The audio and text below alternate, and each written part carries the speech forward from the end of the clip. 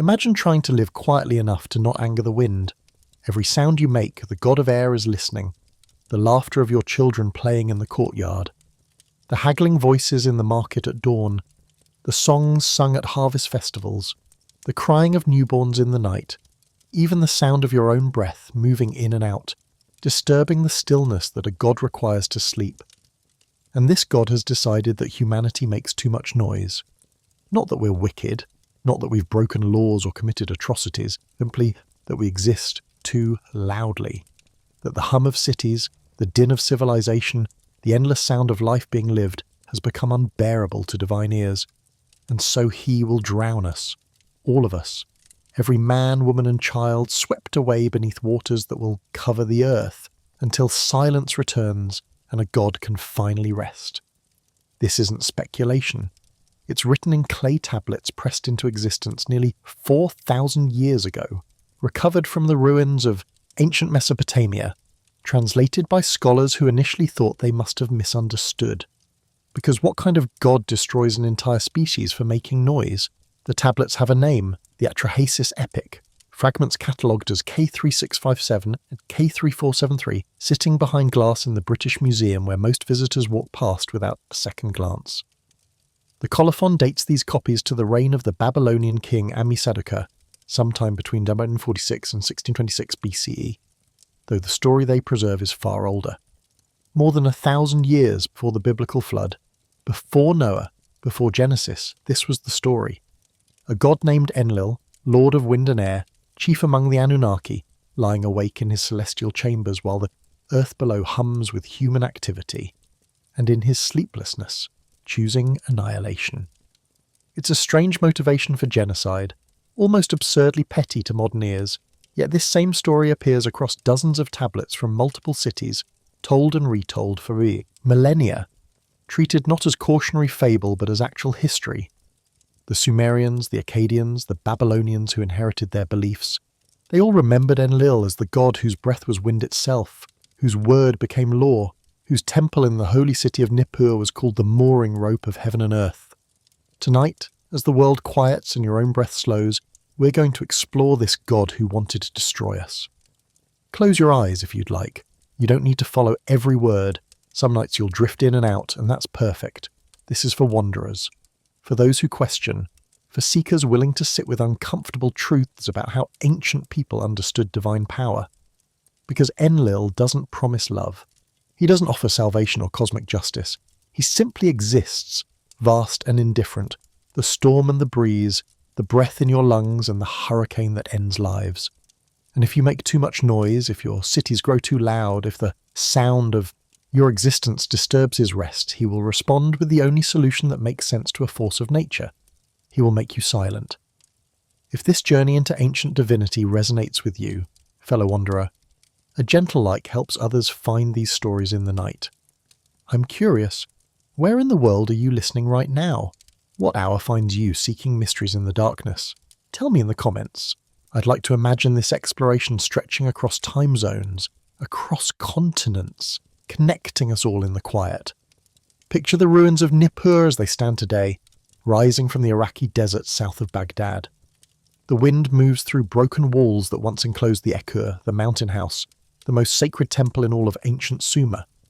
4,000 years ago, this was the spiritual heart of Mesopotamia, a city that never ruled an empire but determined who would.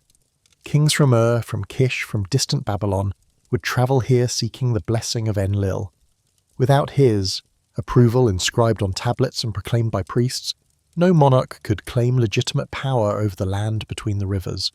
The name Enlil means Lord Wind, but the translation barely captures what he was to the Sumerians who first spoke it, to the Akkadians who inherited the name, to the Babylonians and Assyrians who continued his worship for 3,000 years. He was not simply the god of gentle breezes. He was the hurricane and the storm. He was the breath that filled lungs and the tempest that ended lives. When the wind swept across the plains of Mesopotamia, carrying dust and rain and sometimes destruction, they believed it was Enlil's will made manifest. The Ekur temple in Nippur was believed by the Sumerians themselves to have been built by Enlil. Ancient hymns describe it as glistening, magnificent, a place where heaven and earth were joined. The very ground it stood upon was called Duranki, the bond of heaven and earth. According to Sumerian cosmology, this was not metaphor. The temple was the axis point, the connection between the divine realm above and the mortal world below. When the wind blew through its corridors, it carried messages between gods and men. Archaeological excavations that began in 1889 have revealed the impressive scope of what once stood here. A massive ziggurat, stepped pyramid rising toward the sky, courtyards filled with smaller shrines to other deities, storehouses packed with offerings, tablets recording thousands of years of worship, ritual and royal visits. The University of Pennsylvania recovered more than 30,000 cuneiform tablets from this single site. 80% of all known Sumerian literary compositions have been found here, pressed into clay and baked hard by time.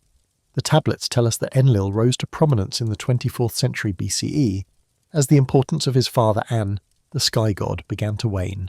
In the cosmic hierarchy, An was technically supreme, but Enlil held the real power. He was the executor, the one who made decisions and saw them through. One Sumerian hymn states that Enlil was so holy that not even the other gods could look directly upon him. His symbolic number was 50, marking him as head of the Anunnaki, the council of great gods who governed the cosmos. The Anunnaki. That word has taken on layers of meaning in modern times, wrapped in theories about ancient astronauts and genetic engineering. But to the ancient Sumerians, the Anunnaki were the offspring of An, the sky god, and Ki, the earth goddess, the great gods who decreed the fates of men. Scholars typically translate the word as those of princely seed in Sumerian, though its precise meaning remains debated. They were the divine council, the assembly that made the decisions that shaped both heaven and earth. Enlil sat at their head, keeper of the tablets of destiny. These were not merely symbolic in Mesopotamian belief.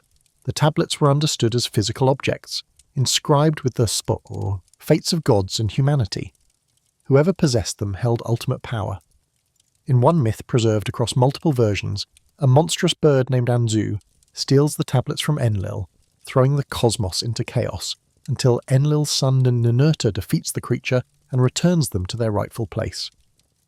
To understand Enlil's decision to flood the world, we must first understand how humanity came to exist in Mesopotamian mythology.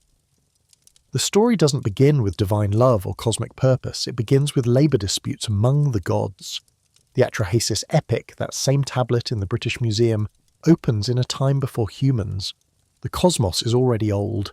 The great gods, the Anunnaki, have established their domains, but someone has to do the work. Someone must dig the irrigation channels that will make Mesopotamia's soil fertile. Someone must excavate the beds of the Tigris and Euphrates rivers. This labour falls to the Agigi, the lesser gods, divine beings of lower rank. For 3,600 years, the text tells us, the Agigi toil. They dig canals, they dredge rivers, they labour under the burning sun while the great gods rest in their temples. And finally, inevitably, they rebel. They burn their tools and march on Enlil's temple in Nippur, surrounding it in the night, demanding an end to their forced servitude. Enlil is afraid, the text tells us explicitly.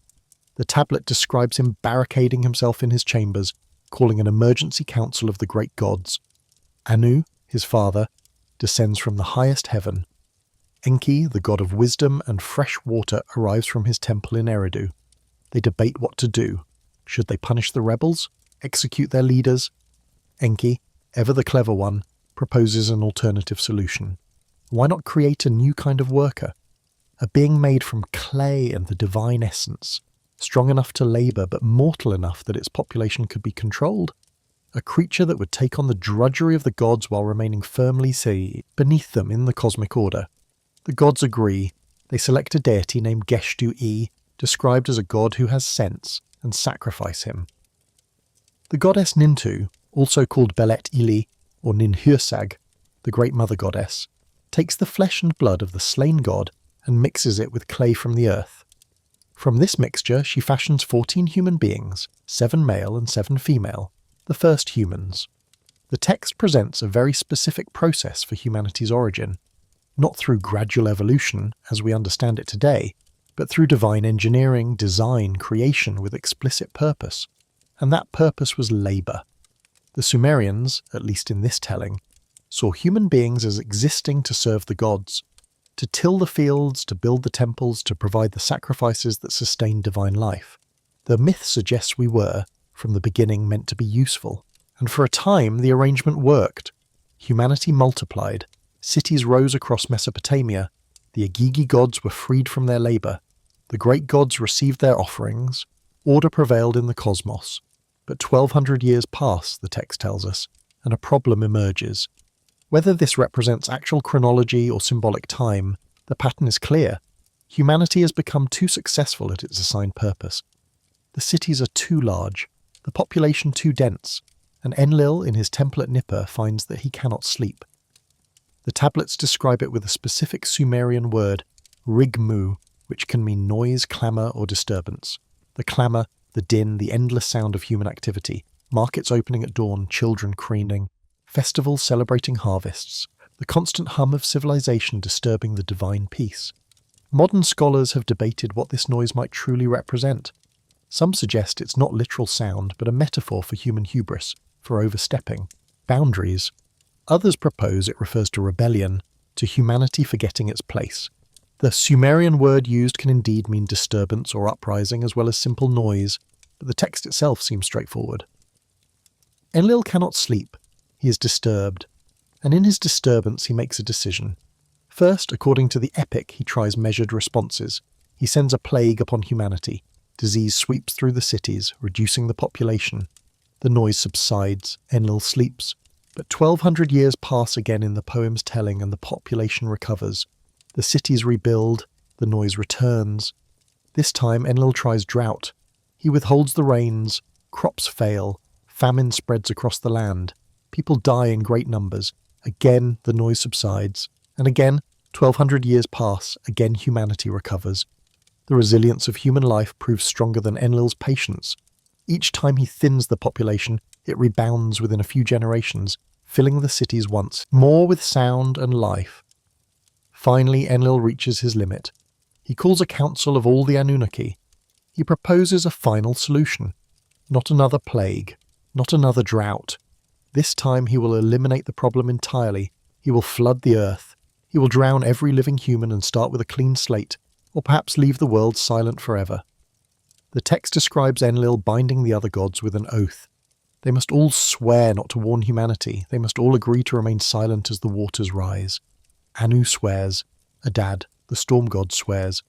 Even the gates of heaven and earth are sealed to prevent any god from slipping through to deliver a warning. But Enki, the god of wisdom, finds a loophole. He doesn't break his oath. He doesn't speak directly to any human. Instead, he speaks to a reed wall. He goes to the house of a man named Atrahasis, whose name means exceedingly wise, and whispers to the reeds that make up the wall of his dwelling. He describes what is coming, the flood, the devastation, and he gives detailed instructions for building a boat. Atrahasis, listening from inside his house, hears every word. The text makes clear that Enki knows exactly what he's doing. He's technically keeping his oath while completely violating its spirit. It's a moment that reveals the complexity of these gods. They weren't omnipotent forces beyond emotion. They had loyalties. They disagreed. They found clever ways to undermine each other while maintaining plausible deniability. Atrahasis follows the instructions. He builds a massive boat, sealing it with bitumen.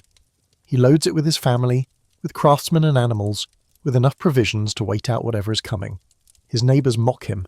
The sky is clear. Why would anyone need a boat in the middle of dry land? Then the storm begins. The text describes it with visceral intensity.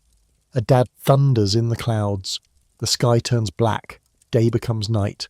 The rain falls not as drops, but as sheets of water. Rivers overflow their banks. The ocean surges inland. Within days, the entire world is submerged. But something unexpected happens. The gods, watching from their celestial realm, suddenly realize they've made a terrible mistake. Without humans to tend the fields, there are no offerings. Without offerings, the gods go hungry. The tablets describe them gathering like flies around Atrahasis' boat when he finally emerges and offers a sacrifice. The scent of burning meat draws them down from heaven, desperate and famished. This is one of the most striking aspects of Mesopotamian mythology. The gods need humans as much as humans need gods. They're not self-sufficient. They require worship, offerings, service. The relationship is symbiotic, even if deeply unequal. Enlil's flood nearly destroyed that relationship entirely. When Enlil sees that Atrahasis has survived, he is furious. He immediately knows that someone broke the oath. The surviving portions of the tablet describe him confronting the other gods, demanding to know who warned the human. Enki admits his role, though the fragmentary state of the tablet leaves his exact reasoning somewhat unclear. The assembly debates what to do. Finally, they reach a compromise. Humanity will be allowed to continue, but measures will be put in place to control population growth. The text describes the introduction of infant mortality, infertility in some women, and women consecrated to the gods who must remain celibate. Death will come to all humans, ensuring that no individual lives long enough to become too powerful or too numerous. This resolution has been interpreted by scholars as the myth's explanation for why human life includes suffering, loss, and mortality. In the Sumerian worldview reflected here, miscarriage and stillbirth, barrenness weren't random tragedies. They were deliberate divine policies implemented to prevent another flood-worthy overpopulation crisis. The later Babylonian version of this story, found in Tablet 11 of the Epic of Gilgamesh, preserves many of the same elements but adds new details. In this telling, the flood survivor is named Utnapishtim. Enlil's motivation remains the same, humanity's noise kept him from sleeping. But the aftermath is different. When Utnapishtim emerges from his boat and offers sacrifice, the gods do indeed gather like flies around the offering. The goddess Ishtar, who had mourned the destruction of humanity, swears by her necklace of flies that she will remember this catastrophe forever and never let it happen again. It's an oddly specific image. Flies as a symbol of divine memory, insects drawn to decay and transformation. Enlil arrives late to the sacrifice, still angry, still intent on finishing his work of destruction. But his son Ninurta speaks up on behalf of humanity. He argues that wholesale destruction is too blunt an instrument. If overpopulation is the problem, there are better solutions. Wild animals can reduce human numbers. Famines can thin populations, diseases can check growth. These targeted measures are more elegant than drowning the entire world. Enlil listens. Perhaps he recognizes the wisdom in his son's words. Perhaps he's simply exhausted. The text shows him entering Utnapishtim's boat, blessing the human and his wife, granting them immortality and sending them to live at the mouth of the rivers, far from other humans. It's an act of reconciliation, though one tinged with exile. Utnapishtim's reward for saving humanity is to be removed from it. For those still awake, here's something fascinating. The biblical flood story in Genesis, which scholars believe was written down centuries after these Mesopotamian accounts, preserves the same basic structure, but transforms the motivation entirely. In Genesis, God sends the flood because humanity has become wicked, violent, corrupt. Noah is saved because he is righteous, because he walks with God. The flood becomes an act of moral judgment rather than divine petulance. This difference matters. It reveals how a culture's view of its gods shapes its understanding of suffering. The Mesopotamians saw their gods as powerful but not necessarily just. Enlil floods the earth because he's annoyed. There's no cosmic moral principle at work, just a powerful being who wants quiet and has the means to enforce his preference. The Israelites inheriting and transforming this story couldn't accept a god who destroyed for such trivial reasons. They needed wickedness to justify punishment, righteousness to justify salvation. Close your eyes and picture Nippur as it must have been in its glory. The ziggurat rising in terraced steps, each level painted a different colour, reaching toward the cloudless Mesopotamian sky. At its summit, the sanctuary of Enlil, where only the highest priests could enter. Below, a vast complex of courtyards and chambers, workshops and storehouses, all dedicated to serving the god who separated heaven from earth. Kings from across Mesopotamia would arrive here seeking legitimacy. They would offer gifts, land, precious metals, captives taken in war. They would prostrate themselves before Enlil's Shaun, a physical embodiment of the god himself, tended constantly by priests who fed it, dressed it, spoke to it, as though it could hear. And in return, if Enlil approved, the priests would declare the king's right to rule. Without this declaration, without the blessing of Nippur, no monarch could claim to be the true king of Sumer and Akkad. The city never built a palace. This was intentional, symbolic. Enlil himself was Nippur's king. No human ruler could claim to govern the holy city. It stood apart from the political machinations of the other city-states, a neutral sacred space where divine authority superseded earthly power. For over 2,000 years, this system persisted. The third dynasty of around 2100 BCE, saw Ur-Nammu rebuild and expand the Akur to unprecedented grandeur. The Kassite dynasty, ruling Babylon in the 14th century BCE, carefully restored Nippur's temples, preserving ancient Sumerian texts even as the language itself was dying, spoken only in ritual. The Assyrian king Ashurbanipal in the 7th century BCE renovated the ziggurat, expanding it to 58 by 39 metres, ensuring its splendour exceeded anything that had come before. But Enlil's supremacy was not eternal. With the rise of Babylon under Hammurabi in the 18th century BCE, political power shifted. Babylon's patron god Marduk began absorbing Enlil's attributes, his myths, his authority. The transfer was gradual. Kings still travelled to Nippur seeking recognition, but increasingly Babylon's priesthood claimed that Marduk had superseded the older gods, that the tablets of destiny had passed to new hands. By 1230 BCE, when the Elamites sacked Nippur, destroying much of the Eka, Enlil's cult was already in decline. The city would be rebuilt, the temple restored, but the god's central role in Mesopotamian religion was ending. Within a few centuries, Marduk would be unquestionably supreme in Babylonian theology, while in Assyria, Enlil would be syncretized with Ashur, the national god. His identity absorbed into new forms. Whether you're following closely or floating in and out, we're about to explore something else. The question of who Enlil really was to the people who worshipped him. Because the flood story, as dramatic as it is, represents only one aspect of a god whose nature was fundamentally paradoxical.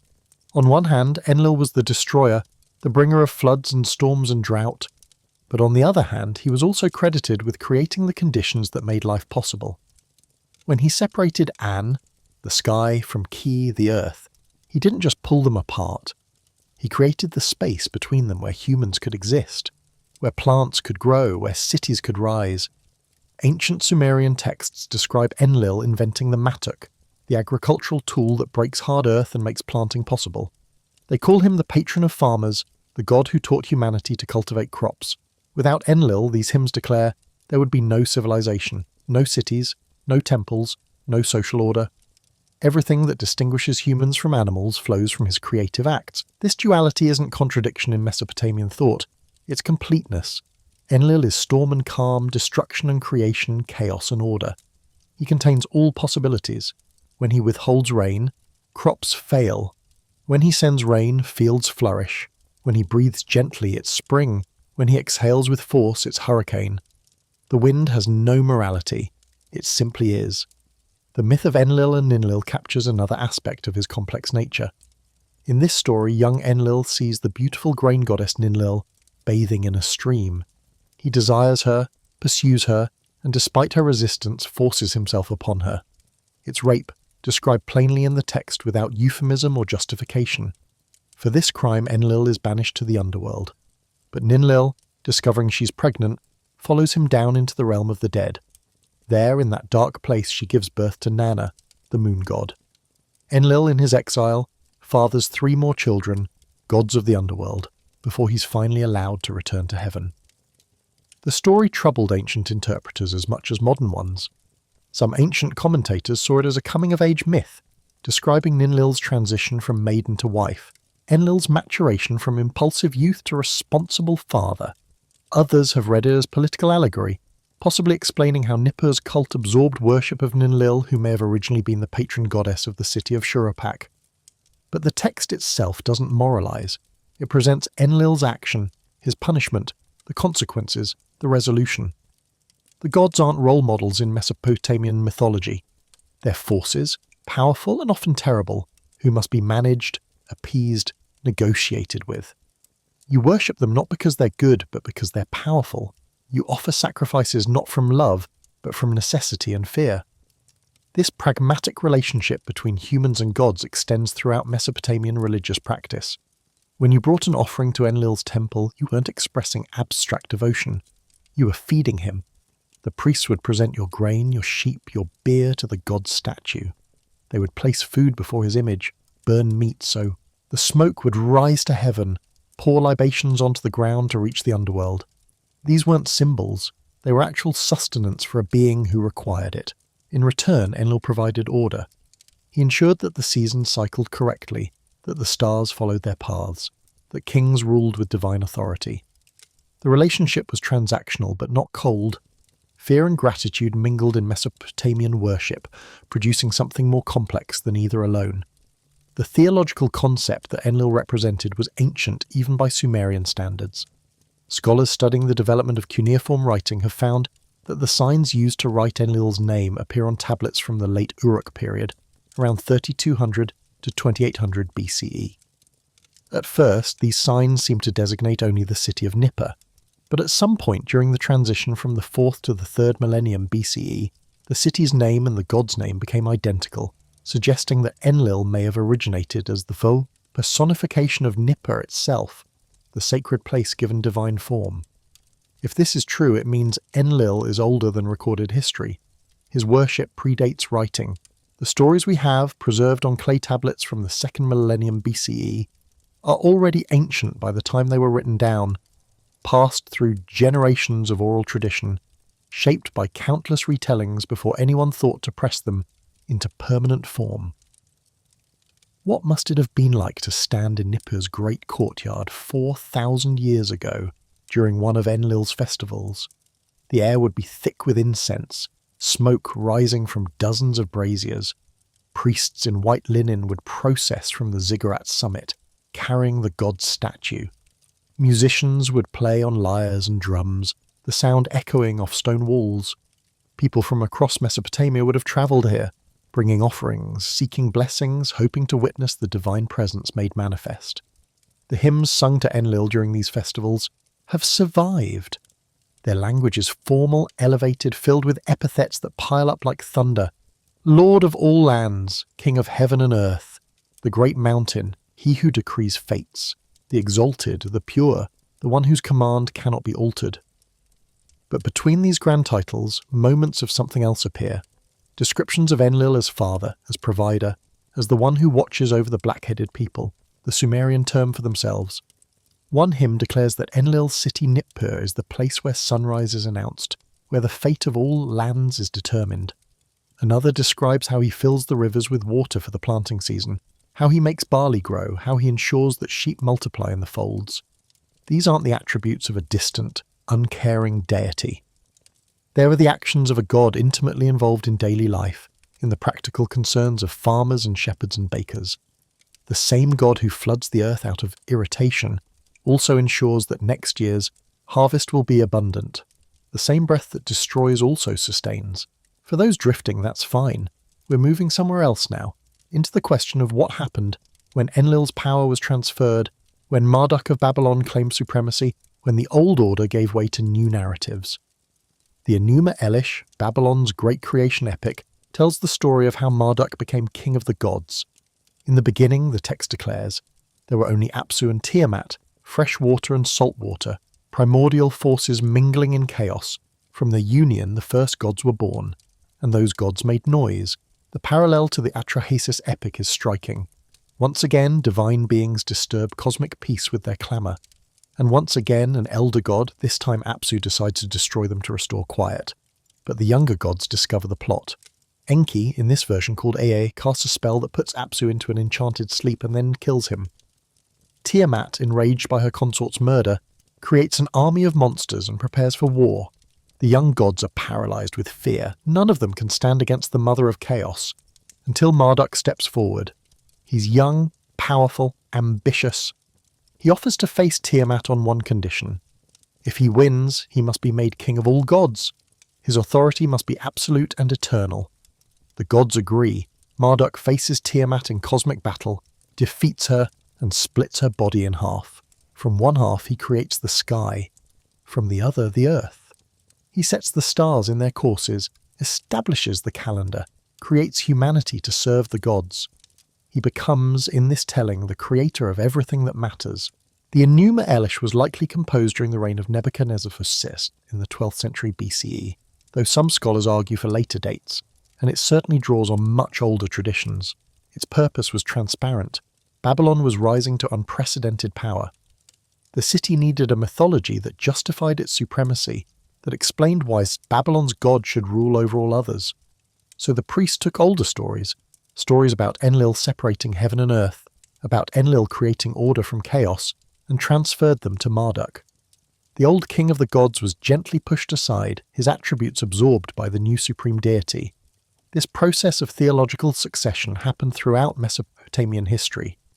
When one city rose to political dominance, its patron god rose with it. When power shifted, divine hierarchies were rearranged to match. The gods weren't eternal absolutes. They were part of the political landscape, their relationships reflecting earthly alliances and rivalries. Enlil never disappeared entirely. Even after Marduk's ascension, Enlil continued to be worshipped, though his role changed. In later texts, he appears not as the supreme authority, but as the senior god, respected for his age and wisdom, consulted but no longer commanding. Some traditions merged him with other deities. In Assyria, he became aspects of Ashur. In smaller city-states, he retained local importance even as the greater powers moved on. The final blow to Enlil's cult came not from theological politics, but from geography. In the centuries after 1200 BCE, the Euphrates River shifted its course. Nippur, which had always depended on the river for irrigation and trade, found itself increasingly isolated. The water that had sustained the city for 3 millennia moved elsewhere. Agriculture failed, population declined, the great temple fell into disrepair. When Alexander the Great's armies swept through Mesopotamia in 321 BCE, Nippur was already a shadow of its former glory. The Seleucid dynasty that followed converted the old ziggurat into a fortress, filling Enlil's courtyards with military barracks, building crude walls over ancient foundations. The Ekur, the bond between heaven and earth, became a stronghold for mortal soldiers. By the time of the Parthian Empire in the 1st century BCE, even the fortress was abandoned. The desert reclaimed Nippur. Sand filled the chambers where priests had once tended divine statues. Wind whistled through broken walls. The city that had been the spiritual centre of Mesopotamia for 3,000 years fell silent, its god's name eventually forgotten by all but scholars deciphering ancient texts. If you're still awake, consider this. When archaeologists first excavated Nippur in 1889, local Arab tribes told them the mounds were cursed. They warned that terrible winds would rise if the ancient stones were disturbed. The excavators dismissed these warnings as superstition and continued their work, but workers on the dig reported that storms did seem to appear with unusual frequency, that the wind at Nippur blew harder than anywhere else in the region, that something in the air felt different, heavier, as though the ruins themselves remembered what they had been. It's tempting to read significance into these reports, to imagine that some echo of Enlil persists in the wind that moves through his ruined temple. More likely it's simple meteorology. Nippur sits in a flat plain where nothing breaks the force of weather systems moving across the desert. But the human mind seeks patterns, finds meaning in coincidence. The archaeologists who spent years digging at Nippur wrote in their journals about feeling watched, about dreams of vast halls filled with hymn singing, about the strange emotional weight that seemed to settle over the site at dusk. The tablets they recovered told stories of a god who could not be looked upon directly, whose presence was so overwhelming that even other deities averted their eyes. Perhaps what the excavators felt was just exhaustion, the psychological toll of working in a harsh environment far from home. Or perhaps, in spending their days among ruins 4 millennia old, surrounded by texts describing divine power, they became sensitized to absence, to the space where worship used to be. Whether you're following closely or floating in and out, we're moving now into the deeper architecture of Enlil's power. The relationships that defined him, the cosmic mechanisms through which he exercised authority, and the ways his nature shaped every aspect of Mesopotamian life. To understand Enlil's position, we must first grasp the structure of the divine hierarchy he commanded. At its simplest, the cosmos was divided among 3 great gods. An, whose name means sky, ruled the heavens above.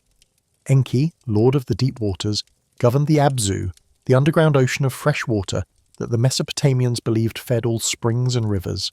And between them, Enlil ruled the atmosphere, the space where humans lived, the realm of air and earth and everything that grew or breathed or moved upon the ground. But this simple division concealed complex realities. An, though technically supreme, was distant, removed. He appeared in myths rarely, making pronouncements from his celestial throne, but seldom intervening directly. Enlil, by contrast, was active, engaged, constantly involved in the affairs of gods and mortals alike. The texts describe him as the executor of An's will, the force that transformed divine decisions into physical reality. One hymn preserved from the early dynastic period addresses this directly. It declares that An conceived the universe, but Enlil brought it into being, and dreamed creation, but Enlil spoke the words that made dreams solid. This wasn't a power struggle. It was a recognition that abstract authority requires active force to manifest, that the highest god might sit in judgment while a lower god did the actual work of governance. Enlil's relationship with Enki was more complicated, characterized by cooperation, competition, and fundamental disagreement about humanity's value. Where Enlil saw humans as tools that had grown troublesome, Enki regarded them as his creation, imperfect but worthy of protection. The flood story crystallizes this tension, Enlil decreeing destruction, while Enki works to prevent it. But other myths reveal different facets of their dynamic.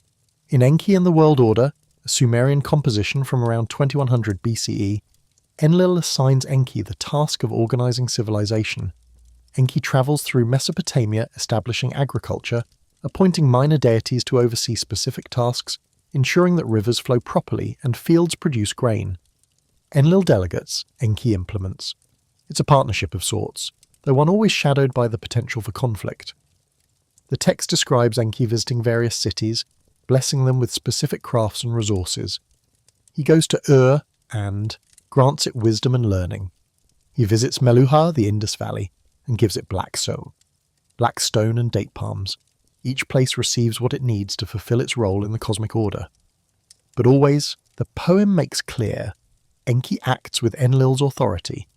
The air god's approval legitimizes the water god's actions. This pattern repeats throughout Mesopotamian mythology. Gods work within spheres of influence defined by Enlil's decrees. They may disagree with his decisions, they may find clever ways to undermine him, as Enki does during the flood. But they cannot openly defy him without risking cosmic chaos. Enlil's power isn't just personal might, it's structural authority. He's woven into the way reality functions. Consider the tablets of destiny, those mysterious objects that grant their possessor ultimate power. They are not merely symbolic in Mesopotamian thought. They are described as physical tablets, inscribed with the fates of gods and humans, kept in Enlil's possession at the Ekur temple in Nippur. Whoever holds them can decree outcomes, alter destinies, reshape the fundamental patterns of existence. In the myth of Anzu, these tablets are stolen. Anzu is a monstrous bird, sometimes described as having the head of a lion and the body of an eagle, an embodiment of violent storms and whirlwinds. The text tells how Anzu serves as Enlil's doorkeeper, guarding the entrance to the inner sanctum where the god bathes each morning. Anzu watches as Enlil removes his crown and places the tablets of destiny aside. And in that moment of vulnerability, Anzu seizes the tablets and flees. The theft has immediate consequences. The hymn describes how the universe begins to unravel. Rivers stop flowing, winds cease to blow. The sun's path across the sky becomes uncertain. Order requires the tablet's presence in proper hands. Without them, chaos begins its slow return. The gods are terrified. No one wants to face Anzu, who now wields ultimate power. Adad, the storm god, refuses. Gira, god of fire, declines. Finally, Ninurta, Enlil's son by Enlil, agrees to attempt the impossible. The battle between Ninurta and Anzu is described in vivid detail. Lightning bolts and arrows flying, the sky itself shaking with their conflict. Eventually, through strength and cunning, Ninurta defeats the monster and returns the tablets of destiny to Enlil. As a reward, Ninurta is granted a permanent seat on the Divine Council, elevated from a minor deity to a major god. The story establishes several principles. First, that cosmic order is fragile, dependent on proper authority maintaining proper position. Second, that even Enlil can be vulnerable, can have his power challenged. And third, that legitimate authority passes through family lines, that Enlil's son inherits the right to defend his father's position. This family dynamic shaped how Mesopotamians understood divine relationships. Enlil wasn't a solitary ruler. He was the patriarch of a divine household, a father whose children carried out his will across the cosmos. His sons included not just Ninurta, but also Nana, the moon god, and through Nana, the sun god Utu, and the goddess Inanna. Some texts also name Nergal, god of plague and war, and the underworld, as Enlil's child, born during his exile to the realm of the dead. Each of these children inherited aspects of Enlil's nature while developing distinct personalities and domains. Nanna, the moon, was calm, measured, mathematical. His movements across the sky were predictable, reliable, the foundation of the Mesopotamian calendar. Utu, the sun, was associated with justice and truth, his all-seeing light exposing secrets and revealing lies. Inanna, goddess of love and war, embodied passion, unpredictability, the fierce energy that creates and destroys with equal intensity. But the relationship between Enlil and his consort Ninlil deserves closer attention because it reveals how Mesopotamians thought about consent, power, and the transformation of violence into legitimate relationship. The myth of Enlil and Ninlil, preserved in multiple versions across 800 years, tells a story modern readers find deeply troubling. It begins with Ninlil's mother, Nunba-Shugunu, instructing her daughter on how to attract divine attention. She tells Ninlil to bathe in a specific stream, one that Enlil passes each day. Ninlil follows this advice. She goes to the water, and there Enlil sees her. He is immediately attracted, but Ninlil refuses his advances. She's young, she tells him. Her lips are too small for kissing. The text preserves her refusal clearly. Enlil doesn't accept her no. He pursues her, seizes her, and forces himself upon her. The Sumerian text uses vocabulary that leaves no ambiguity about what happens. It's rape, described without euphemism, and for this crime Enlil is brought before the divine assembly and punished. He's banished from Nippur, sent down to the underworld where he must reside among the dead.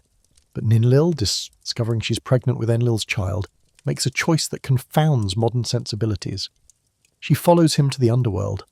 The text describes her journeying down, passing through the gates that separate the living from the dead, entering the realm of darkness and silence to be with the god who violated her.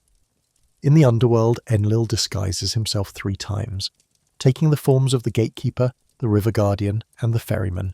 Each time Ninlil encounters him without recognizing his disguise. Each time he tells her she's carrying Enlil's child, the moon god Nanna, who will rise to the upper world. But he proposes that in exchange, she should give him another child who will remain in the underworld.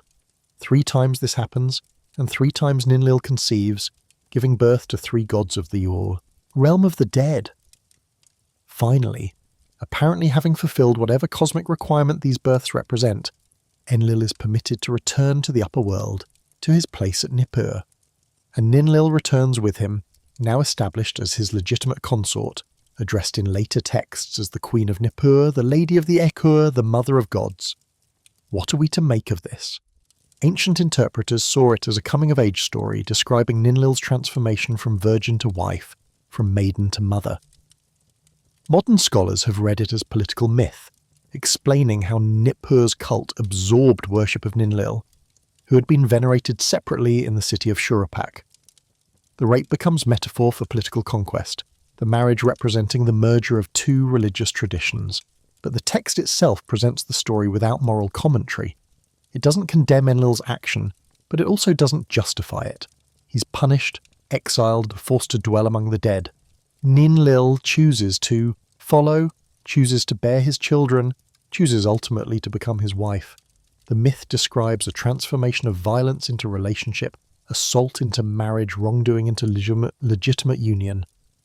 Whether this represents ancient beliefs about how marriage should work, or mythological explanation for cosmic necessity, or something else entirely, remains a question that scholars continue to debate.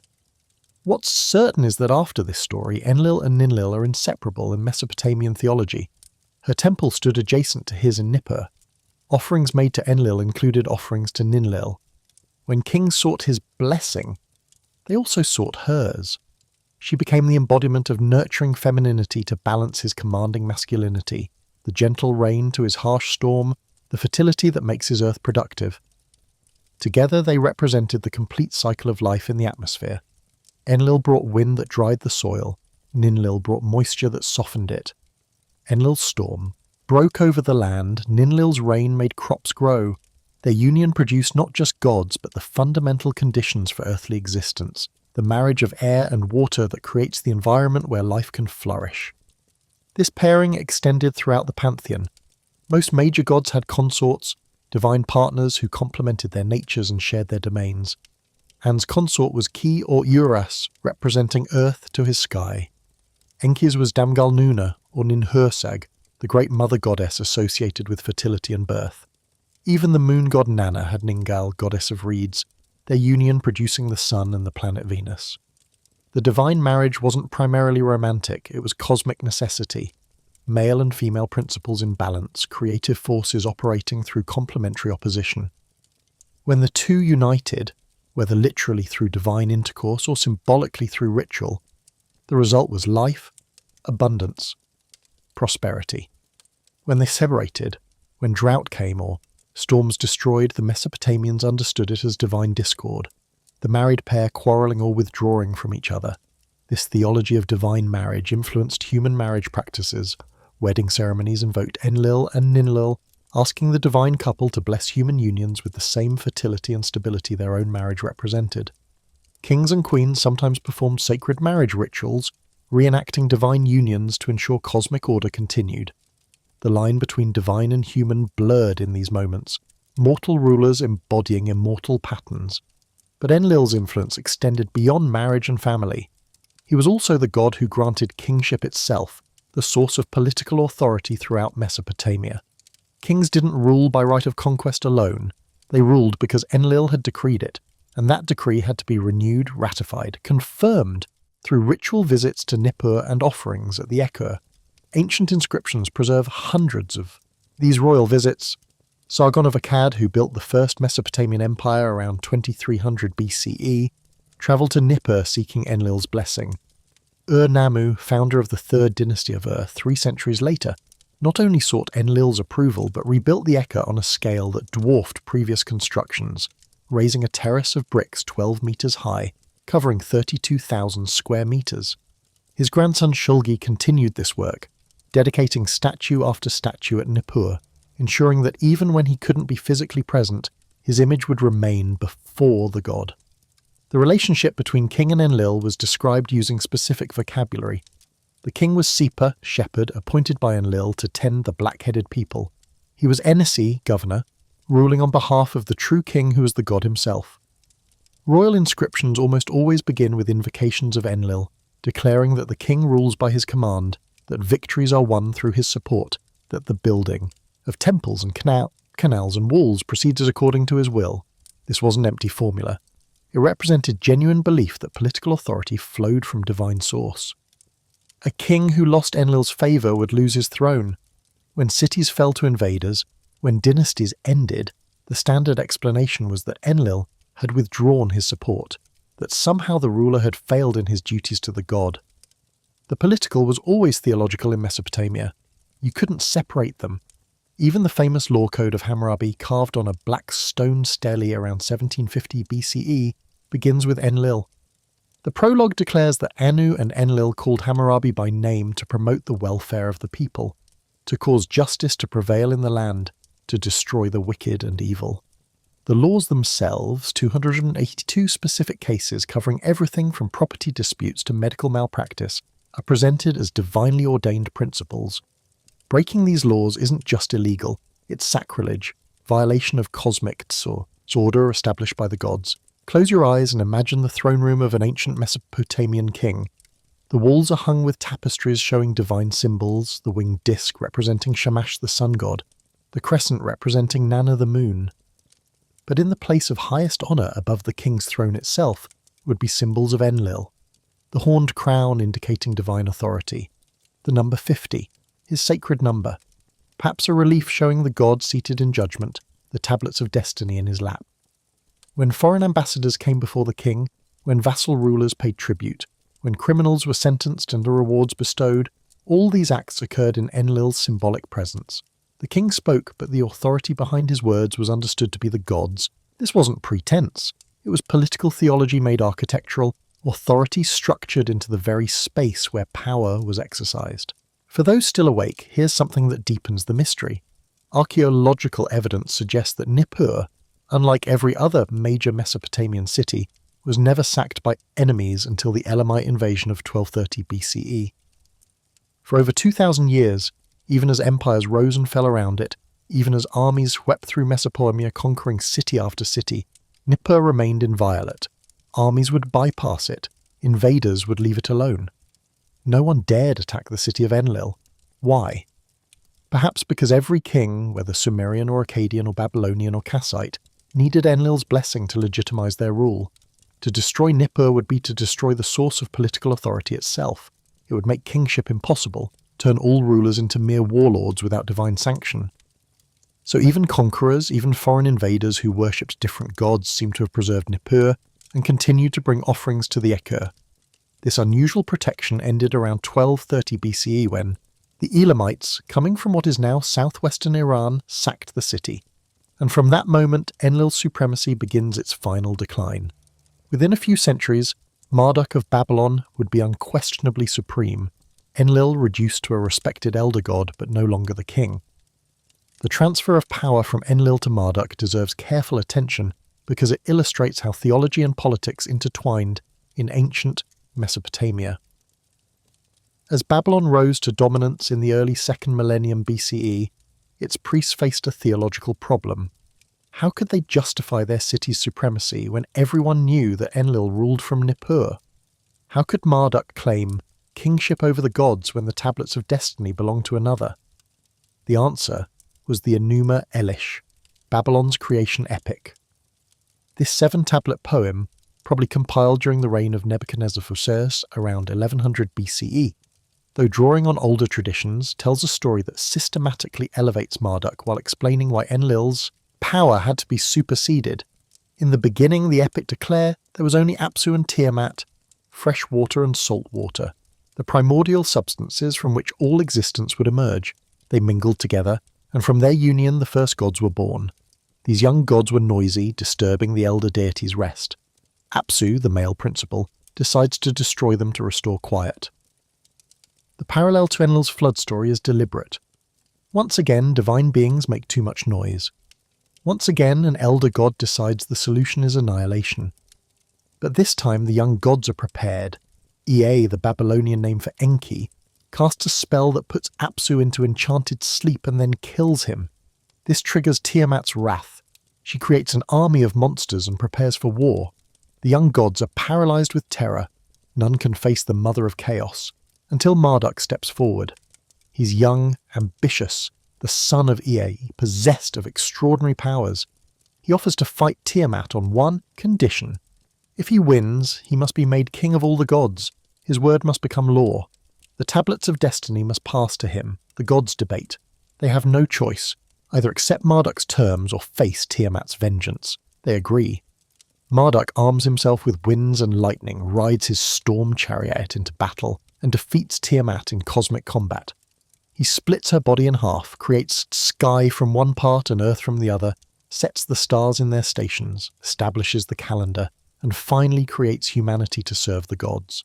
Everything Enlil was credited with doing, Marduk now does. The separation of heaven and earth, the creation of order from chaos, the fashioning of humans for divine service. The Enuma Elish is essentially a retelling of older myths, with Marduk replacing Enlil as the active agent, and the text makes this explicit. At the end of the epic, the gods gather to celebrate Marduk's victory. They recite his 50 names, each one an attribute or power he now possesses. 50, Enlil's sacred number. The symbolism is unmistakable. But even in its own terms, the Enuma Elish doesn't completely erase Enlil. He appears in the poem as one of the older gods present at the council, granting his approval to Marduk's kingship. The text shows Marduk absorbing Enlil's role, not destroying it. It's theological succession, not revolution. Enlil remains important, remains venerated, but his position as supreme executive authority passes to the younger one. This succession reflects political reality. By the late 2nd millennium BCE, Babylon was the unchallenged centre of Mesopotamian power. Assyria in the north had its own national god Ashur, but Babylon's cultural influence extended everywhere. Kings from other cities still visited Nippur, still sought Enlil's blessing, but increasingly this was tradition rather than necessity. Real power had shifted, the theology had to shift with it. Whether you're following closely or floating in and out, we're moving now to the question that haunts any study of ancient gods. What did they really represent? Were Enlil and the Anunnaki merely personifications of natural forces, poetic ways of describing wind and storm and seasonal cycles, or did the Mesopotamians believe in them as literal beings, as real as the kings who ruled their cities? The answer appears to be both, simultaneously, without contradiction. The cuneiform texts don't treat the gods as metaphors. They describe specific actions, specific locations, specific relationships. Enlil lives in Nippur. He has a wife named Enlil. He fathers children. He eats offerings. He makes decisions. These aren't abstract principles. There are persons, in some sense, even if persons whose nature transcends human understanding. At the same time, everyone understood that Enlil was the wind. Not that he controlled the wind or appeared as wind sometimes. He was wind in his essence. When air moved across the plain, that was Enlil's presence. When storms destroyed harvests, that was Enlil's anger. The physical phenomenon and the divine being weren't separate categories. They were one thing viewed from two perspectives. This mode of thinking feels foreign to modern consciousness, trained to distinguish sharply between natural and supernatural, between physical and spiritual. But for the Mesopotamians, these categories didn't exist. Everything was natural, everything was spiritual. The gods were forces within the world, not beings existing apart from it. They were embedded in reality, inseparable from the processes they embodied. This understanding shaped how worship worked. You didn't pray to Enlil hoping he would intervene in natural law. You prayed to him because he was natural law, because appeasing him meant aligning yourself with the fundamental patterns that governed existence. When you brought him offerings, you were participating in the exchange of energy that kept the cosmos functioning. When you sang his hymns, were acknowledging the power that animated wind and weather and life itself. Consider how this worked in agricultural practice, the foundation of Mesopotamian civilization. Farming in southern Iraq depended entirely on irrigation. The Tigris and Euphrates rivers flooded seasonally, but their timing and intensity varied unpredictably. Too much water destroyed crops, too little meant famine. Every planting season was a calculated risk. Every harvest a negotiation with forces beyond human control. The Mesopotamians understood this negotiation as relationship with Enlil. Spring winds dried the soil after winter rains, making fields ready for ploughing. Summer breezes regulated temperature, preventing crops from scorching under the brutal sun. Autumn winds carried storm clouds that would water newly planted seeds. But those same winds could become destructive. They could bring sandstorms that buried fields. They could drive rainstorms that washed away soil. They could shift suddenly from life-giving to death-dealing. Agricultural calendars discovered at Nippur and other sites reveal how completely Enlil's cult was integrated with farming cycles. The year began in spring, around the vernal equinox, when winds shifted direction and rains decreased. This was Enlil's month, when his primary festival was celebrated.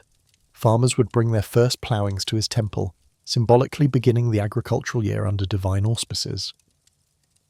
Throughout the growing season, smaller festivals marked key moments, when barley sprouted, when wheat headed, when dates ripened. Each transition was marked with offerings and prayers to Enlil. These weren't superstitious gestures, they were acts of acknowledgement, recognizing that crop growth depended on atmospheric conditions the god embodied. To ignore Enlil was to ignore the fundamental reality that agriculture happened in air, under sky, dependent on wind and weather. The invention of the mattock, the primary agricultural tool in Mesopotamia, was attributed to Enlil in multiple hymns. One text describes how he fashioned the tool and gave it to the black-headed people so they could break the hard earth and plant seeds. The mattock wasn't just useful, it was sacred, a divine gift that made civilization possible. When a farmer picked up his mattock each morning, he was using Enlil's tool, participating in the god's creative work of making earth productive. This practical relationship with divinity extended into every aspect of daily life. When bread was baked, when beer was brewed, when bricks were moulded from clay, all these activities occurred in Enlil's domain, under his sky, using his air. Potters' wheels spun in wind-driven workshops. Ovens drew air to maintain their fires. Even the drying of wet clay tablets required atmospheric conditions to cooperate. Life was conducted within Enlil's presence, whether you acknowledged it or not. But acknowledgement was crucial. The Mesopotamian world was contractual. based on reciprocal obligations between unequal parties. Humans provided service, gods provided order. Humans brought offerings, gods ensured favourable conditions. The relationship was transactional but not cold. It was the fundamental structure of existence, the pattern that made life possible. Daily worship at the Ekkur in Nippur followed routines established over millennia. Priests rose before dawn to wake Enlil's statue, opening the doors to his inner sanctum, singing hymns that greeted the god as the day began. They would wash the statue, dress it in clean linen, present it with the morning meal, bread and beer and roasted meat. Throughout the day, other offerings would arrive. Individuals bringing grain, farmers presenting lambs, craftsmen offering jewellery or tools they'd made. These offerings weren't charity, they were necessary exchanges. By feeding Enlil, literally placing food before his image, worshippers participated in maintaining cosmic order. The god required sustenance. If he didn't receive it, if temples fell into neglect and offerings ceased, the consequences would be immediate. Winds would become erratic and storms would strike without warning. The careful balance between productive weather and destructive chaos would collapse. This explains why even during famines, even when people were starving, offerings to the gods continued. Temple granaries remained full while common warehouses emptied. Not because priests were selfish, though corruption certainly occurred, but because maintaining divine favour was understood as more important than individual survival. If Enlil turned against the city, everyone would die. Better that some starve now while continuing offerings, than all perish later when the god withdraws his protection. Modern sensibilities balk at this calculus, but for the Mesopotamians, it was simple pragmatism. The gods were real forces whose needs superseded human concerns. You didn't negotiate with hurricane. You appeased it. You didn't bargain with drought. You performed the rituals that had worked before, hoping they would work again. The priesthood that managed these rituals formed a separate class, trained from childhood in the specific requirements of divine service. At Nippur, priestly families passed their positions through generations, creating dynasties of religious specialists who memorized thousands of hymns, mastered complex ritual procedures, learned to read the omens that revealed divine will. Becoming a priest of Enlil required years of apprenticeship. Young boys, often sons of existing priests, though occasionally recruited from other families, would enter temple schools where they learned cuneiform writing, memorized as sacred texts, studied astronomy and divination. The curriculum was rigorous. Students had to master not just Sumerian but also Akkadian, had to understand both spoken and written forms, had to recognize thousands of different cuneiform signs. Beyond literacy, they learned practical skills: how to slaughter sheep properly, how to prepare beer for offerings, how to mix incense, how to interpret dreams, how to read the patterns formed by oil on water or smoke rising from fires. These weren't academic subjects. They were technologies for managing relationship with divine power. The most advanced students learned the secret knowledge kept in temple libraries, medical texts describing treatments for diseases, mathematical tablets explaining how to calculate field areas and irrigation volumes, astronomical observations recording planetary positions across centuries. This knowledge was restricted, available only to priests who had proven their reliability and discretion. To share it publicly would be sacrilege, violation of divine secrets that only the properly initiated could safely handle. This restriction of knowledge served practical purposes. It maintained priestly authority, ensuring that temples remained necessary intermediaries between gods and common people. But it also reflected genuine belief that some information was dangerous, that understanding cosmic patterns gave power that could be misused. The priests weren't just hoarding influence, they were protecting society from forces they believed ordinary humans couldn't safely manage. Within this restricted circle, debates occurred about Enlil's nature and role. Tablets preserved theological disputations, arguments between different schools of interpretation about specific aspects of divine character. Was Enlil fundamentally benevolent, only appearing harsh when necessary? Or was he inherently dangerous, requiring constant appeasement? Did he care about justice or only about order? Could humans ever fully understand his motivations? Or were divine purposes ultimately opaque to mortal minds? These questions mattered because they shaped how worship was conducted, how prayers were phrased, how offerings were presented. If Enlil valued justice, then appealing to fairness might sway him. If he cared only about order, then demonstrating proper behaviour was crucial. If his purposes were unknowable, then ritual precision became paramount, following established procedures exactly because deviation might trigger unintended consequences. The answers varied depending on which priest you asked, which city you lived in, which specific tradition you followed. Nippur's theologians tended toward viewing Enlil as fundamentally just but severe, demanding but fair. Babylon's priests, especially after Marduk's rise, portrayed him as increasingly distant, still powerful but no longer directly engaged with daily affairs. In Assyria, where he merged with Ashur, his nature became more militaristic, emphasizing his role as divine warrior and protector of the realm. This theological diversity meant that Enlil worship wasn't monolithic. Different temples emphasized different aspects of his character. Different festivals celebrated different mythological episodes. Yet certain core elements remained constant. The spring festival marking his separation of heaven and earth, the autumnal rituals preparing for flood season, the royal coronations requiring his blessing. These formed a shared framework within which local variations could develop. For those drifting, that's fine. We're about to shift to something else, to the end of Enlil's supremacy and what it meant when his temple finally fell silent. The Elamite sack of Nippur in 1230 BCE was more than military defeat. It was theological catastrophe. For the first time in recorded history, the city of Enlil had been successfully attacked. The Akur, believed to be inviolate, was damaged. Statues were carried off as spoils of war. The priesthood was scattered or killed. The daily rituals that had continued for over 2,000 years were interrupted. The city would recover, the temple would be rebuilt, but something fundamental had changed. The aura of invincibility surrounding Nippur had been shattered. If Enlil's own city could fall, what did that say about his power? If foreign gods could triumph there, what did that mean for his supremacy? Within a century, Marduk's priests in Babylon were openly claiming their god's superiority. The Enuma Elish was recited publicly during the New Year festival, telling all who listened that kingship had passed to a younger, stronger deity.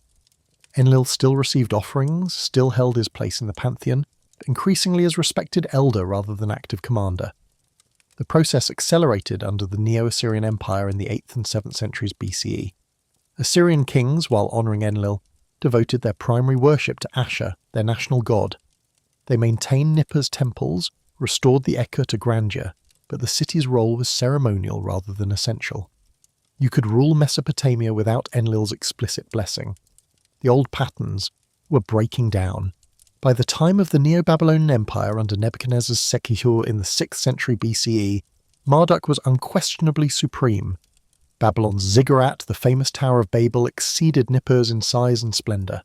The creation epic placing Marduk at the centre of cosmic order was official theology. Enlil appeared in ritual texts, but not as king of gods, rather as one god among many, important but not indispensable. And then came the Persians. Cyrus the Great conquered Babylon in 539 BCE, establishing an empire that would stretch from Egypt to India.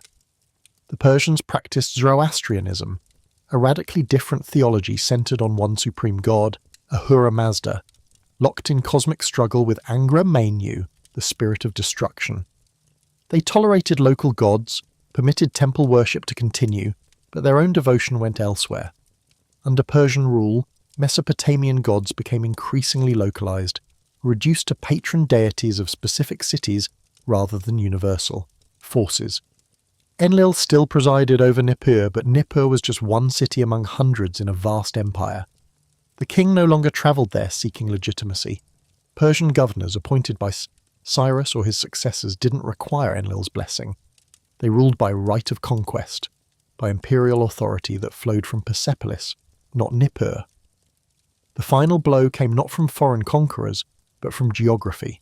The Euphrates River, which had sustained Nippur for millennia, shifted its course. This wasn't sudden. Rivers in Mesopotamia regularly changed paths, depositing silt that gradually built new channels, while old ones silted up. Sometime around or after 400 BCE, based on archaeological evidence, the main channel that had flowed past Nippur moved decisively east, water became scarce, irrigation systems failed, the population declined. By 200 BC, under Seleucid rule following Alexander's conquests, Nippur was dying. The Akur still stood, but its priesthood was tiny, barely maintaining basic rituals. Few people came to worship. The city that had been Mesopotamia's spiritual centre was becoming a backwater, isolated, declining increasingly irrelevant to an empire centred in Antioch and Alexandria. The last dated inscription from Nippur's temple that scholars have identified comes from around 75 BCE during the Parthian period. After that, silence. At some point in the 1st century BCE or early 1st century CE, the echo was abandoned. The priests left or died. The daily rituals ceased. No one woke Enlil's statue in the morning. No one presented offerings. No one sang the ancient hymns.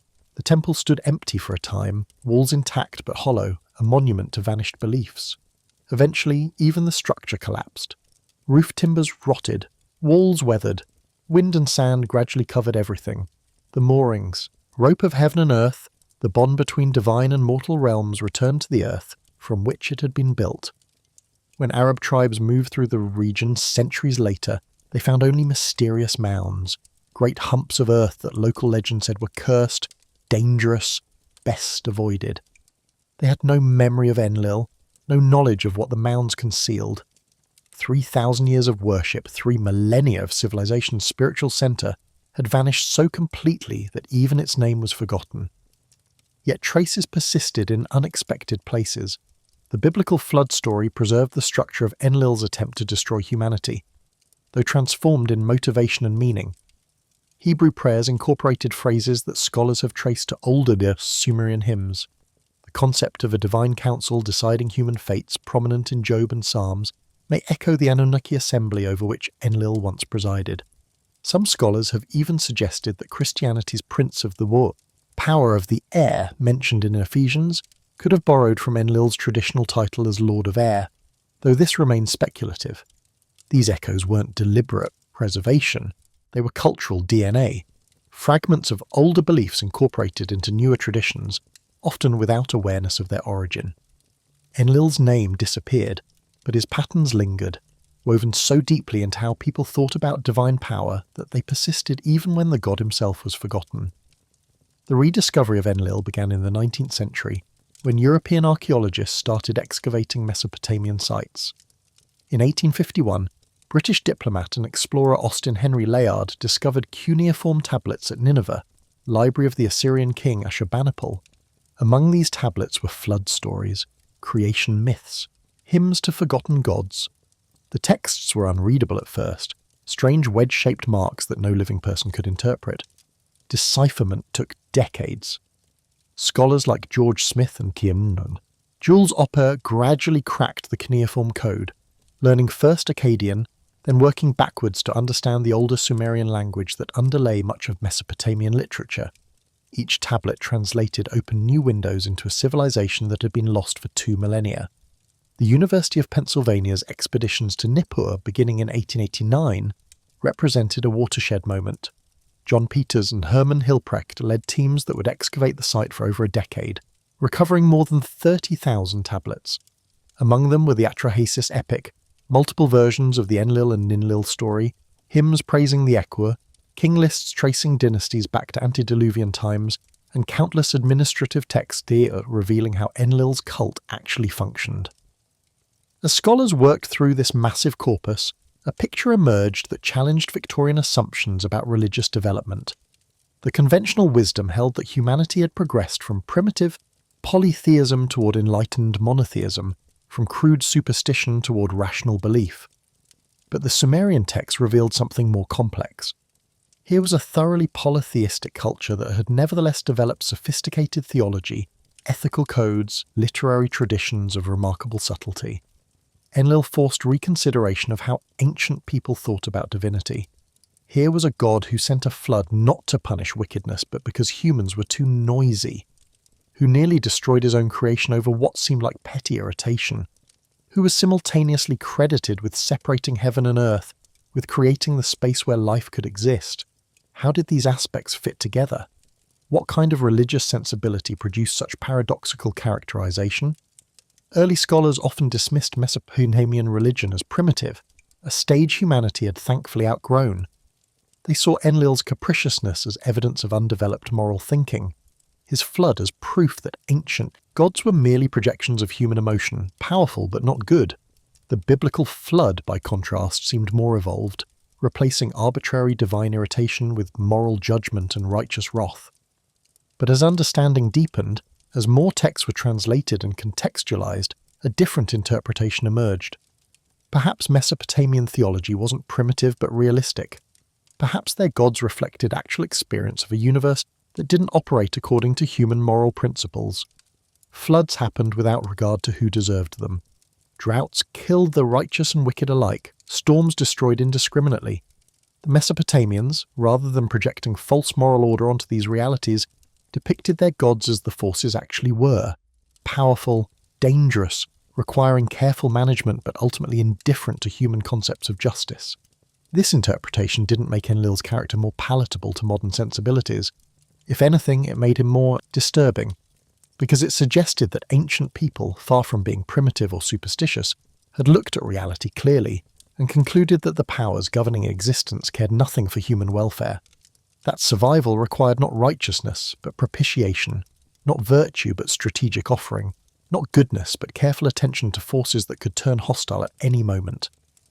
The philosophical implications rippled through early 20th century scholarship. If the Mesopotamians were right, if their clear-eyed assessment of divine indifference was accurate, what did that mean for religions that had replaced them? Were Judaism, Christianity, Islam improvements on a Mesopotamian belief, genuine progress toward understanding divine nature? Or were they comforting illusions, wishful thinking that projected human morality onto cosmic forces that possessed none? These questions became particularly acute when scholars compared flood narratives. The structural similarities between Atrahasis and Genesis were undeniable. Both featured a god deciding to flood the earth. Both had one favoured human warned in advance. Both described building an ark, surviving the deluge, offering sacrifice afterward. But the motivations were completely different. Enlil flooded because of noise, Yahweh because of wickedness. Atrahasis was saved by divine politics, Noah by personal righteousness. Modern scholarship on Enlil has moved beyond simply describing his myths and cult. Researchers now examine what his worship reveals about how ancient people organized society, managed resources, understood authority, and navigated the fundamental uncertainty of existence. Enlil becomes a lens through which we can view an entire civilization's attempt to make sense of forces beyond their control. All these scholarly approaches reveal Enlil as far more than a minor deity in a forgotten pantheon. He was, for 3,000 years, the effective supreme god of the world's first literate civilization. Millions of people across those millennia shaped their lives around his worship. Billions of prayers were offered in his name. Countless animals were sacrificed at his altars. Entire economies organized around maintaining his cult. Cities rose and fell at his command, or at least at the command of kings who claimed to speak for him. And all of it is gone now, except for what archaeologists dig from the ground and what scholars reconstruct from fragments. The statues are broken. The temples are ruins. The hymns survive only on clay tablets in museum collections. The prayers have not been spoken aloud in 2,000 years, except by scholars trying to understand how ancient cuneiform was pronounced. Yet something of Enlil remains, encoded in texts we still read, influencing religions we still practice, shaping how we think about divine power even when we've forgotten his name. The biblical God who sends floods bears Enlil's DNA. The concept of cosmic order maintained through divine decree reflects his theology. The idea that nature follows laws, that the universe operates according to principles, these derive partly from Enlil's role as decreer of fates, keeper of tablets that determined how reality functioned. Even the question this entire exploration began with, why would a god want to destroy humanity, reflects Enlil's influence. Because that question assumes gods should care about humans, should judge us by moral standards, should have reasons we can understand. Enlil challenges all these assumptions. He destroys because he can, because we're too loud, because maintaining order sometimes requires eliminating what disturbs it. The question isn't answerable in terms that make us comfortable, and perhaps that's the point. For those still awake, here's something to consider as we approach the end. Every civilization tells itself a story about why it exists, about its relationship to whatever powers govern the universe. Enlil's civilization told a story of being made to serve, of existing at divine sufferance, of surviving only because one clever god found a loophole in a genocidal decree. It's not an uplifting narrative. It offers no cosmic validation for human dignity. It promises nothing beyond continued existence if you're careful, lucky, and maintain proper offerings. Yet the people who believed this story built cities that lasted thousands of years. They created law codes that protected the vulnerable. They developed literature that explored love, grief, friendship, courage. They raised children and celebrated harvests and mourned losses, and found meaning in lives they believed were fundamentally contingent on divine whim. They did all this without the comfort of believing the universe cared, whether they lived or died. Perhaps there's wisdom in that. Perhaps knowing that the powers governing existence are indifferent, that survival isn't guaranteed, that we exist by accident or experiment rather than cosmic necessity. Perhaps that knowledge forces us to create meaning ourselves rather than relying on gods to provide it. Perhaps Enlil's greatest gift to humanity, ironically, was showing us that we couldn't depend on divine benevolence, that we had to build our own civilizations, establish our own justice, create our own reasons to continue. At the same time, everyone understood that Enlil was the wind. Not that he controlled the wind or appeared as wind sometimes. He was wind in his essence. When air moved across the plain, that was Enlil's presence. When storms destroyed harvests, that was Enlil's anger. The physical phenomenon and the divine being weren't separate categories. They were one thing viewed from two perspectives. This mode of thinking feels foreign to modern consciousness, trained to distinguish sharply between natural and supernatural, between physical and spiritual. But for the Mesopotamians, these categories didn't exist. Everything was natural, everything was spiritual. The gods were forces within the world, not beings existing apart from it. They were embedded in reality, inseparable from the processes they embodied. This understanding shaped how worship worked. You didn't pray to Enlil hoping he would intervene in natural law. You prayed to him because he was natural law, because appeasing him meant aligning yourself with the fundamental patterns that governed existence.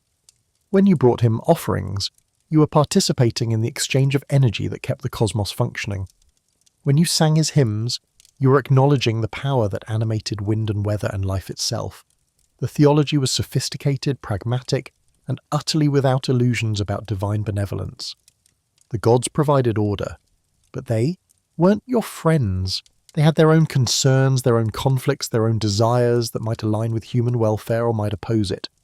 Your job as a human was to navigate this landscape carefully, offering enough to stay in divine favour while recognizing that ultimately you had no control over what the gods might do.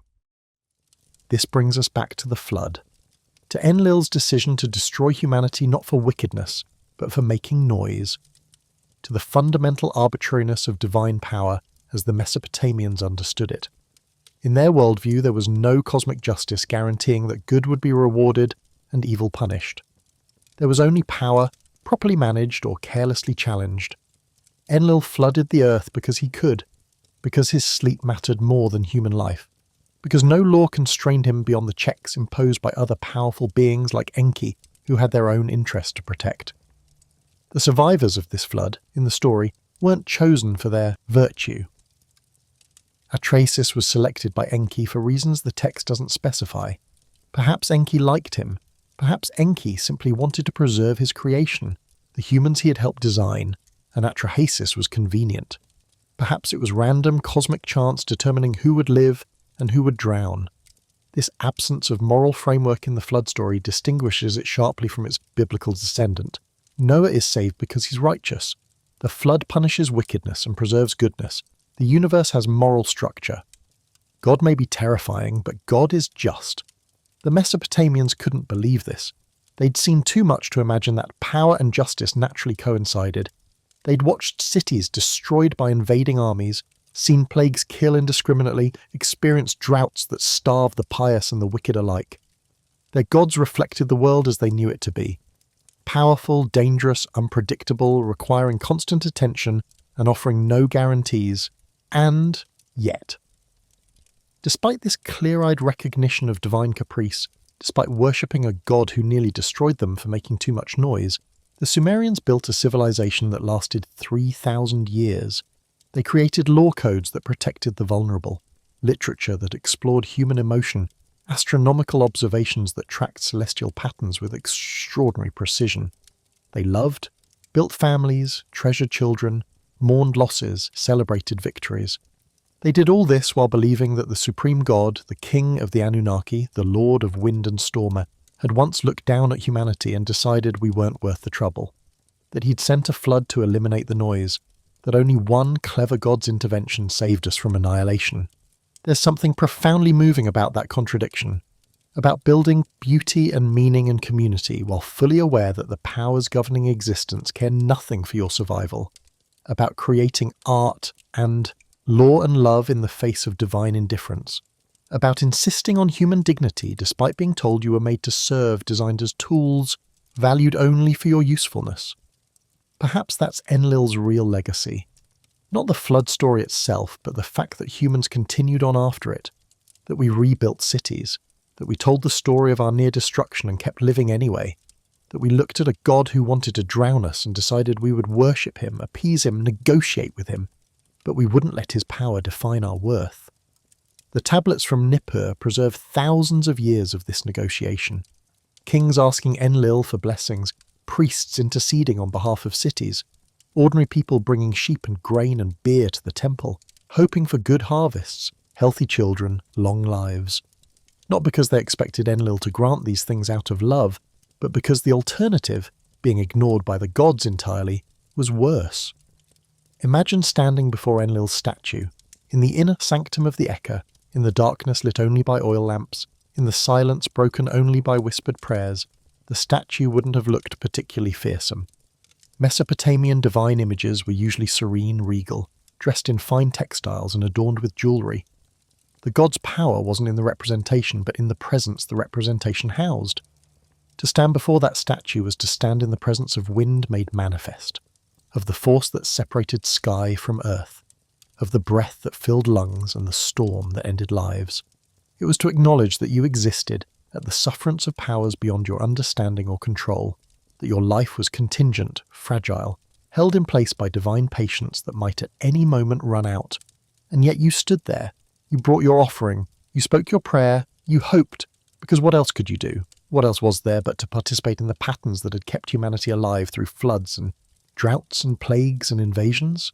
To trust that if you performed the rituals correctly, brought sufficient offerings, showed proper respect, perhaps Enlil would not notice you too much.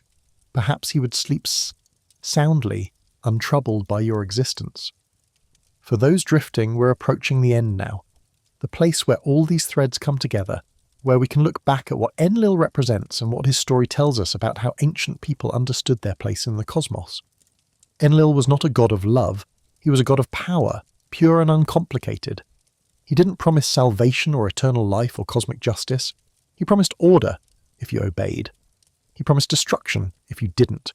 The choice was always yours, but the options were never equal. You could serve and perhaps survive, or you could rebel and certainly perish.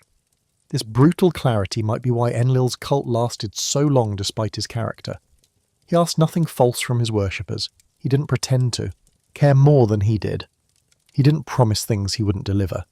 The relationship was honest in its inequality, transparent in its power dynamics. You served because you had to. He ruled because he could. Everything else was negotiation within those parameters. The Anunnaki as a whole represent this same principle. They weren't a family of gods bound by love. They were a council bound by power, by necessity, by the need to maintain cosmic order. They fought among themselves. They disagreed on fundamental questions. When Enlil wanted to flood the earth, Enki opposed him, not because Enki was morally superior, but because Enki had invested effort in creating humanity and didn't want his work destroyed. The decision wasn't about right and wrong. It was about competing interests resolved through power struggles among beings who happened to be divine. This political model of divinity influenced how Mesopotamian city-states organized themselves. Kings didn't claim to be divine themselves, with rare exceptions. They claimed to rule with divine approval, to represent the gods' interests on earth, to maintain the order the gods required. When a king failed, when a city fell, the explanation wasn't that the king had been wicked. The explanation was that he'd lost divine favour, that Enlil had withdrawn his support for reasons that might never be known. This created a strange kind of freedom. If divine favour was arbitrary, if nothing guaranteed success or failure beyond power properly managed, then you could try things, you could innovate, you could build new kinds of cities, experiment with new forms of government, develop new technologies. The gods didn't prescribe specific social structures, they demanded order, but the form that order took was largely up to humans to determine. So Mesopotamia became a laboratory of civilization. City-states rose and fell, dynasties replaced each other. New peoples arrived, bringing new gods who were syncretized with old ones, creating hybrid theologies that preserved ancient patterns while adapting to new circumstances. Through it all, Enlil remained, even as his specific role changed, a constant reminder that power existed beyond human scale, that forces larger than cities or nations or empires governed the ultimate patterns of existence. When his temple finally fell silent, when the last priest spoke the last prayer in the Eka, when desert wind became just wind instead of the presence of a god, something ended that had persisted for 3 millennia. Not just a cult, but a way of understanding reality. A worldview in which divine power was immediate, physical, dangerous, and absolutely necessary to negotiate. We inherited fragments of that worldview. The biblical flood story carries Enlil's DNA even as it transforms his motivation. The concept of divine councils making, decisions that affect humanity, appears throughout ancient Near Eastern and biblical texts. The idea that natural forces have purpose, that weather means something, that the world is alive with presences beyond human perception. These persist in various forms, even in cultures that abandoned polytheism. But we lost something too. The clarity of knowing exactly where you stood with your gods. The honesty of a relationship based on power rather than pretended love.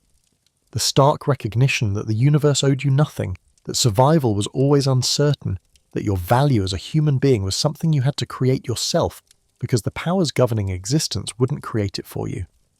Enlil destroyed humanity for making noise, but humanity survived and kept making noise. We built cities louder than the ones he drowned. We created civilizations more complex than any that existed before the flood. We filled the world with sound and life and stubborn insistence on existing, despite divine irritation. Maybe that's the real story. Not that a god tried to destroy us, but that we survived him. That we outlasted his cult, his temple, his city. That we're here now, 4,000 years later, remembering his name and telling his stories while the wind that was once his presence blows unnoticed through empty ruins. We started tonight with clay tablets in the British Museum, fragments of an ancient flood story that predates Noah by more than a millennium. A story of a god who couldn't sleep, who sent waters to drown the world, who learned too late that destroying humanity meant starving the gods who depended on human worship. The question was never whether the Anunnaki were real. The question was what it meant to live in a cosmos where such beings might exist, where power was ultimate, where justice was negotiable, where survival required constant attention and offerings and prayer and hope that today would not be the day the gods grew tired of human noise. We made it through, not because we were virtuous, not because we deserved it, but because one god, Enki, the clever one, found a loophole in an oath. Because Atrahasis built a boat. Because after the waters receded, humanity proved too useful to eliminate entirely. Because despite everything, despite our design as servants, despite being created to labour for gods who couldn't be bothered to dig their own canals, we became something more than tools. We became storytellers, remembering floods, city builders, raising Nippur from mud, astronomers, tracking stars with mathematics the gods supposedly taught us, poets, singing hymns to deities who might drown us tomorrow. We became everything the Anunnaki were, creators and destroyers both, except we did it while knowing we were mortal, temporary, made from clay. If this journey through ancient Mesopotamia stayed with you, A-Like helps other wanderers find these stories. More explorations into forgotten gods and flooded worlds wait in this playlist, of course. Continue whenever you're ready. Share your thoughts below. I'm always curious what resonates, what lingers, what questions remain.